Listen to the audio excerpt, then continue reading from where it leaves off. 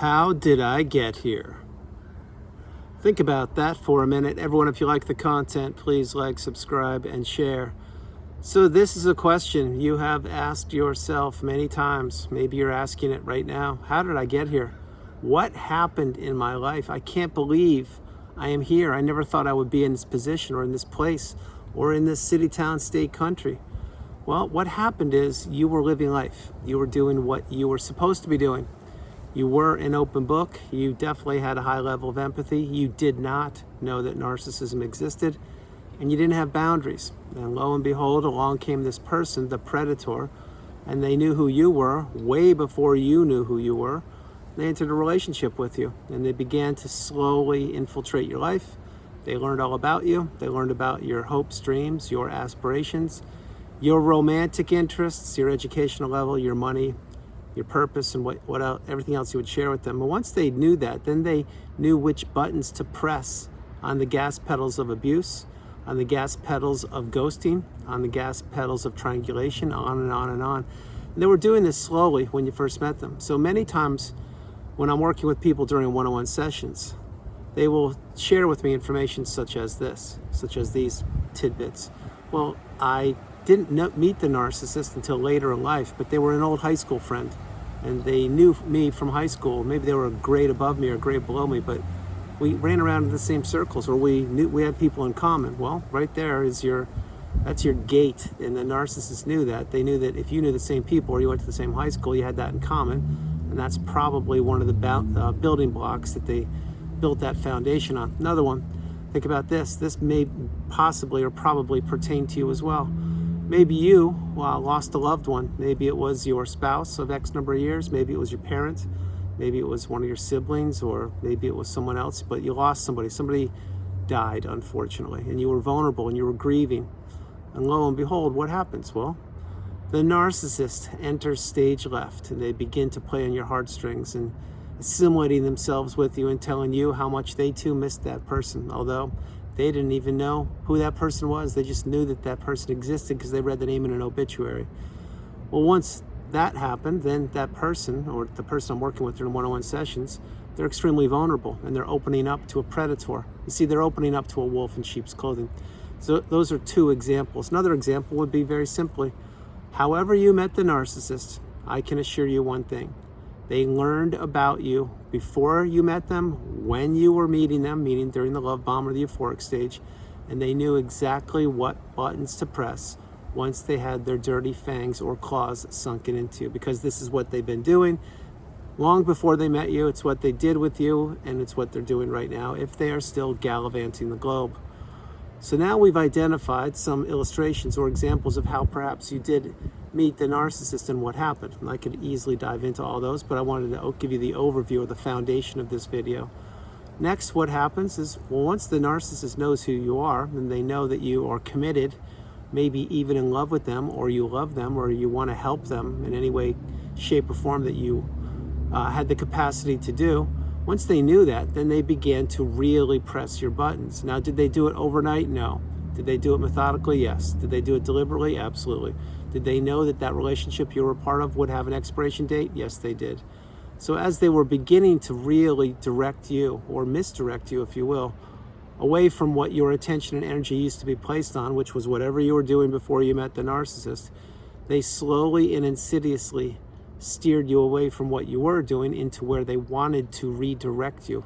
And what that meant was you were now going to be used as a fuel source for time, for money, for empathy, for love, for energy, for your ideas, for everything about you.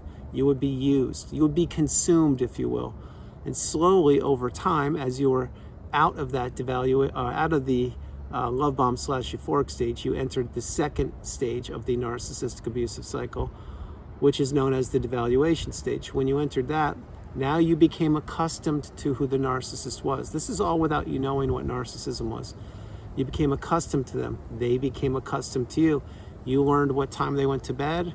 You learned about what the foods they like to eat. You learned what to cook, what not to cook, what TV shows they liked, what car they liked, how they like their laundry folded, if they like the pleats pressed or not, how they like the socks, if they like them rolled up or folded neatly. You learned it all. And much of what you learned, the narcissist was grooming you and showing you what you would be doing for them. Yes, very difficult pill to swallow there, but that's what these people do. Example, let's say hypothetically that the narcissist had a dog before you met them.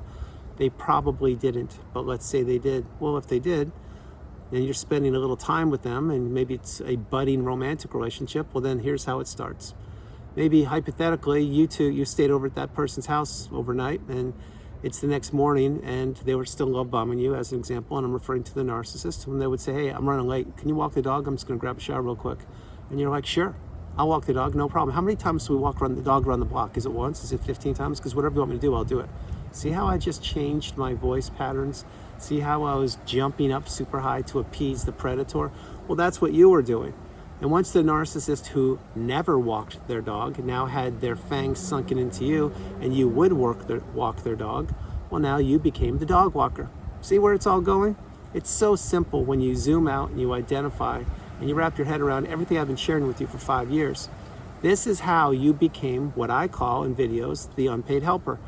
The walking apology, the sounding board, the cook, the cleaner, now in this case, the dog walker. I hope you follow this. I am really, really breaking this down for you. Not only in this video, but every other video. But for this video, I'm speaking really slowly. You should notice that. And I'm trying to help you understand how you got where you are. So going back to the example, now you start walking the dog. And what do? You walk the dog, and now it becomes part of your routine, because you are now spending more time with them, and you're ignoring or neglecting what you used to, and you're now focusing on them, and they're claiming they don't have enough time to walk the dog. Doesn't stop there though. What will you be doing? Well, not only were you walking the dog now in the mornings, but maybe in the afternoons. Maybe you'll come home from work and walk the dog. You were definitely buying the dog food. You were buying the dog treats, maybe even pitching in for the shots, the vaccinations and everything. Now I know you know where I'm going with this. You see, next thing you know, the narcissist has now offloaded a responsibility of which they don't care one bit, which is their pet, or probably the old sources of supply pet that they pet napped or kidnapped, and they didn't want the other source of supply to have their own dogs. So they hid it from them or kidnapped the dog, and now you're taking care of someone else's dog. You really need to play this video and play it multiple times, because this is one micro example of hundreds of thousands I could share with you. So I'll fast forward. Next thing you know, that devaluation stage is the gas pedal of abuse is being ramped up more and more. And not only are you now walking the dog, etc., but now there's no intimacy, because the relationship went from friends to romance, let's say. And whether you got married or not for this video, I'm not throwing any energy into that. But now the narcissist is withholding intimacy, and now they're expecting you to cook, to clean, maybe even, heaven forbid, put a toothbrush in their bathroom. One never knows what happened with the toothbrush if you left it in their bathroom. Wink, wink, if you get my point. No, I'm not being gross or disgusting, but I wouldn't be leaving a toothbrush in the house of the narcissist anytime soon if I were you. See, these are all things that I didn't know way back then, which is why I create videos each and every day to pay it forward, because I too am on the healing path. I am learning, I'm becoming awakened and aware, educated and empowered even more than I was 15 minutes ago, or 8 minutes and 33 seconds ago when I started this video. I have a constant quest or quench or appetite for education, so I can help you heal and I can continue to pay it forward.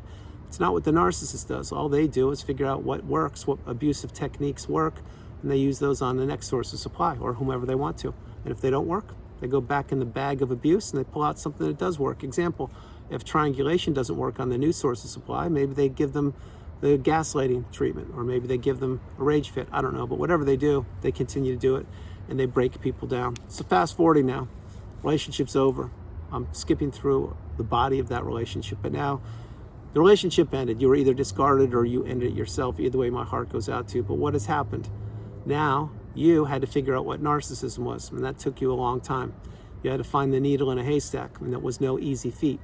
You had to wrap your head around the fact that that person never loved you. They never cared about you. They used you. They abused you. They manipulated you. And they had you believing that everything they were telling you was legitimate. It wasn't. It was nothing but a house of cards. It was a Bernie Madoff Ponzi scheme. You haven't heard that name or term since my original video called Glad You Made It, which came out on March 31st, 2021. And I'll be creating this year's version of that in approximately 8 days. But you see, when you realize what was going on with you post-relationship, and not everybody does, then you probably sat down in disbelief and you looked at your bank account and realized it was empty. Or maybe you had a mountain of credit card debt now. You also looked at your phone and you realized that nobody was calling you or checking in on you. You also looked around the house and you realized that there are ghosts lurking in every room of the house of what would never be and what once was. You see, the narcissist had just discarded you. And when they did that, in their tiny little brain, they thought you would never heal, they thought you would never figure it out, and they thought you would never put yourself back together. But that's what you've done and that's what you're doing. So along the healing path, there will be moments in time, again, as I open the video, maybe this is one of those for you, when you will be asking yourself this question: how did I get here? I don't get it. I had everything. This is an example that I will share with you. You may be saying things like these to yourself: I'm intelligent, I'm a good citizen, I do the right thing, I pay my bills on time, I just want to help people, I can't believe I got taken advantage of. Well, you would have just checked off 5 of probably 5 million boxes of a person the narcissist would want to target. Guilty as charged here. Not the narcissist, but I was targeted too. You see, you didn't know that other people out there could have disdain for you. You didn't know other people out there were envious and jealous of you. And you didn't know that a predator, just like the one I'm describing, yes, the narcissist, has 2 legs and it walks and talks just like you do, but that it never cared about you. It was literally manipulating you and wearing a mask to keep you stuck in the narcissistic fog as long as they wanted to keep you trapped there.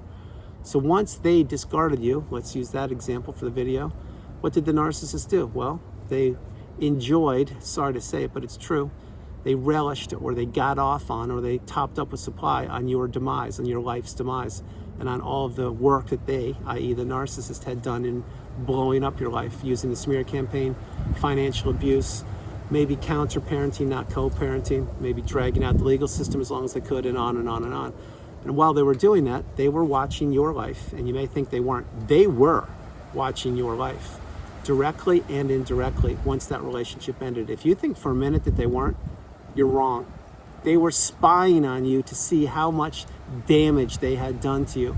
They were testing the temperature by using flying monkeys and enablers, and maybe even themselves, at watching you posting on social media how your heart was broken and how you missed them and cared about them. I can say these things because I did the same things. Eventually what happens is you realize that you're sending out SOS signals, and they're going out because you are on that ocean of abuse in a little dinghy with no direction in pitch blackness, and nobody is responding to your SOSs. You may say, well, what's SOS mean? It means save our ship. That's an old Morse code term from years ago, a long time ago. And no, I don't know Morse code, but yes, I am intelligent, and you should understand that that's what you were doing. You were looking or hoping that somebody was going to hear you and come and knock on your door and save the day. Well, that didn't happen, because that doesn't happen. But what does happen is you realize that that relationship that you were, past tense, a part of, this is post-discard or post-ending, that you were tested to your core. And it also that you weren't prepared for this. Also, you had a huge learning curve in front of you. And also that the narcissist did know what they were doing, because then you began to put the dots together, connecting the dots and realizing that spouse number 1, this happened to them. Spouse number 2 is dead. Spouse number 3 wants nothing to do with them. Their own kids blocked them. And then you realize, wait a minute, I am one person in a line of people that were abused? Yeah, you probably were. I was too. Why I'm sharing all these things is over time you will be scratching your head saying, how did I get here? I had everything going for me. Well, you did have everything going for you. And the narcissist knew that before you did, because what you were doing is you were committed in the relationship, and you would give your money, your time, energy, your ideas and your thoughts and everything about you effortlessly because you weren't keeping score. And you thought the other person, yes, the narcissist, had your best interest at heart. They didn't, they don't, and they never will. All they were doing with you was leading you down a path to Destructionsville. They were trying to steal everything right out from underneath your nose. Now, once you realize that they did that, and this is post-relationship, because most of us don't figure it out until the discard happens or until the narcissist has slithered off elsewhere. Once that happened, then you realize, oh my gosh, how am I going to rebuild? What am I going to do? I'm older. I don't have the same mobility or the same job potentiality or the same opportunities as the younger people. What am I going to, well, then what did you do? You did what I did. You went to work on yourself, and you put all of your energy, focus, and attention into yourself, and you began to really focus on what you could control. And then you realized that, wow, this person, they did the best job at trying to blow up your life, better than any Hollywood actor could even attempt. But guess what? That's right, the narcissist failed. They thought they won, they thought they succeeded, but they failed and they lost because the narcissist is a loser and they know it. But getting back on track before I close the video, how did you get here? How did I end up here? You will ask yourself that question, most likely for the rest of your life, but it won't haunt you, so don't think it will, and it's not negative. It's actually a friendly reminder. This is how I look at it. And if you agree, drop comments. If you don't, you should play the video multiple times because my mindset is crystal clear, not only on this, but on virtually everything I've ever come up with and implemented in my life post-narcissistic relationship. But when you pause for a moment and say, how did I end up here? Like, how did I get here? Well, then you have to go through your life, and you don't spend 50 hours doing it, but you go back in time to who you were before you met the narcissist, what happened for a little bit of time, maybe a couple seconds, maybe a minute or so, what happened when you were in the relationship, and then you realize, wait, I'm out, I'm healed. I'm at a picnic table right now in the beautiful Carolinas, I'm living my best life, and guess what? It's real. And if you're out of the narcissistic relationship and you've healed and you ask yourself that same question, how did I get here? Well, you're out. When you're out, you need to stay out. What you also need to understand, and this is a very difficult pill to swallow again, is life is dynamic. Every relationship has an expiration date. It's just that many times when a relationship ends, we have the opportunity to say goodbye to people or to get closure and to move forward. With the narcissist, you don't get that because the narcissist is a predator. They want to inflict damage. They don't want to build. They want to destroy. They don't want to create. They want to isolate. They don't want to maintain. They want to demolish. That's what they want to do. When you wrap your head around that, you will ask yourself questions like these, like, how did I get here? In the beginning, that will be very difficult when you ask yourself that question, like, oh my God, because you'll be perhaps missing the narcissist, maybe still in the trauma bond, and you'll be missing your day-to-day patterns or procedures or whatever you used to do during the days. As that dissipates, because the gravity of the ending of the relationship and the gravity of what the narcissist did to you comes more and more to the forefront, then you realize, oh my gosh, I'm out. I need to stay out. Andrew's right. And then eventually, over time, you will be doing things like these. Then I'm closing the video. You'll be at a picnic table like I am, creating a video, perhaps, and you'll be saying, how did I get here? Through a lot of hard work, blood, sweat, and tears, commitment, diligence, resilience, purpose, fortitude, insight, commitment, and I am one strong, very resilient human being. You could say that. Or you could say, yeah, you know what? I am here. And it's actually maybe not, I'm not referring to me because I'm grateful for where I am and what I've accomplished.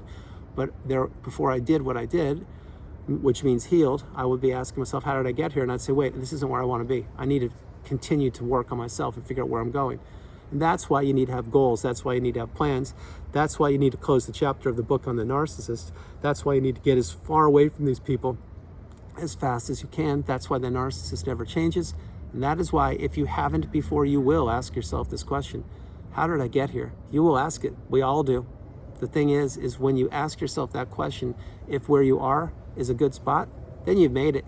You're doing great. Stay there. Stay in that abundant mindset. Stay in the mindset of authenticity and stay in the mindset of boundaries because you've healed. If you ask yourself that question, how did I get here? And you're still not where you want to be, it very simply, although not fun to say, it means there's work to be done.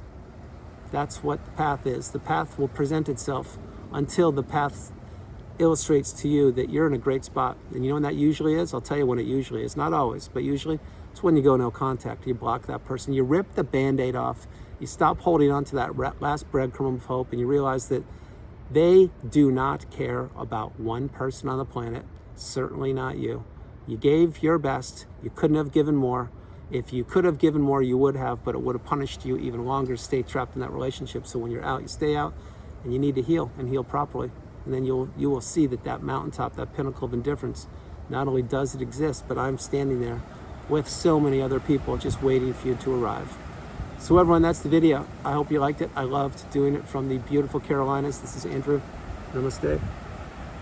Have a great afternoon, evening, or morning. No matter where you are on the planet, you are not alone. I love you all. And I will talk with you tomorrow. It's a little windy here. I hope the video is not showing as much wind. And enjoy yourselves. Do the best you can. If you're still tethered to the narcissist, if one of the 4 ties are still connected, and the 4 ties are the emotional, financial, physical, spiritual, then there's work to be done. Continue to believe in yourself and continue to trust your instincts and intuition. And above all, realize that the narcissist most likely is not making your life easy. Understatement of the day, but you get the point. And if you have cut the 4 ties, then this is your time. You need to realize you've been to hell and back. You're out. You need to stay out.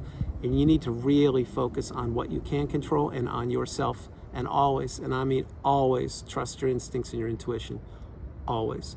I love you all, and I'll talk to you tomorrow. Bye, everybody. Bye.